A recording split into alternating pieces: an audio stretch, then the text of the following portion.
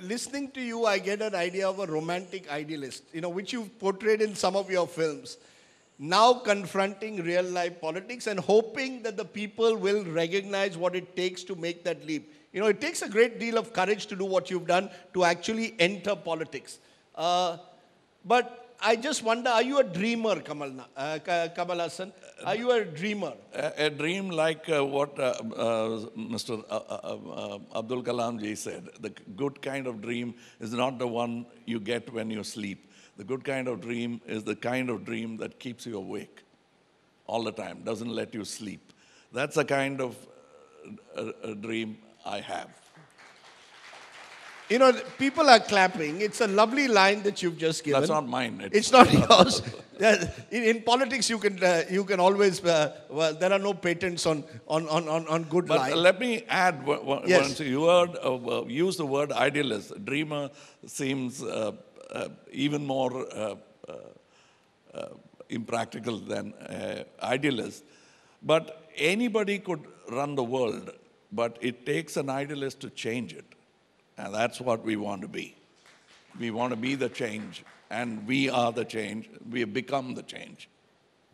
You don't agree that these thoughts that you're expressing primarily attract urban middle-class audiences who are anti-establishment, sick of the way politics is practiced in the country, but the poor actually, at times say that at election time, we'll take money from both sides. We saw what happened in RK Nagar in Chennai, not too long ago in an election, where it appeared that an election was actually bought in a way. Yes. So do you really believe, that's where I come to the impractical, that the middle class may be attracted by the idea of change, the poor have their loyalties, they have their convictions. You're right. The poor have loyalties, but they can't show it. Now they will, because there's an alternative available. They are, in their mind, they are loyal to what is good for them. And that's what they'll do. And maybe they'll take money from both. I wish they don't. But even if they do, some of them are going to vote for us.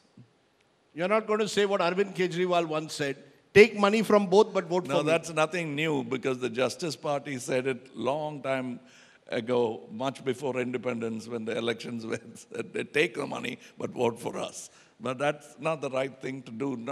And ethically, I disagree. They shouldn't. So money is one challenge. The other one is caste-based politics. Tamil Nadu has seen in the last 20 years the emergence of new, smaller caste-based parties, each of them with their very strong localized support. How do you break that? I'm just wondering again, are you being idealistic? Will people not vote for their caste leader? Will they not vote for their community leader? It's fast changing, even in the rural areas, because they suffer the most. The brunt of casteism is suffered most in the rural areas than in the urban areas.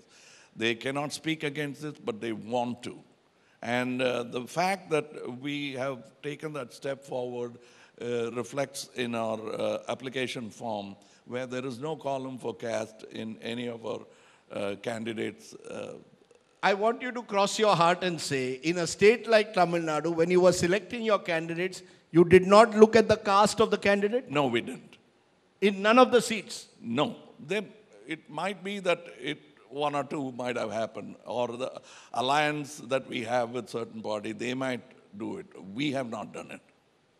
That's pretty incredible if that's actually true. That is true. That is true.